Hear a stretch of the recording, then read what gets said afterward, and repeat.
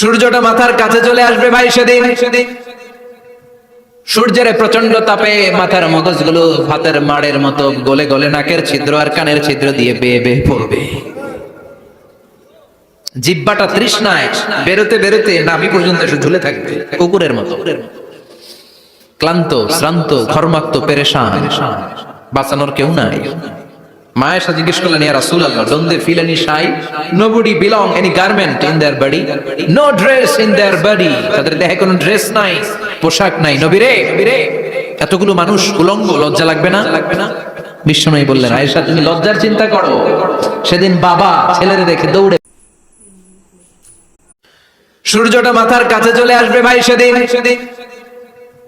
সূর্যের প্রচন্ড তাপে মাথার মগজগুলো ভাতের মাড়ের মতো গলে গলে নাকের ছিদ্র আর কানের ছিদ্র দিয়ে বেয়ে বেয়ে পড়বে। জিহ্বাটা তৃষ্ণা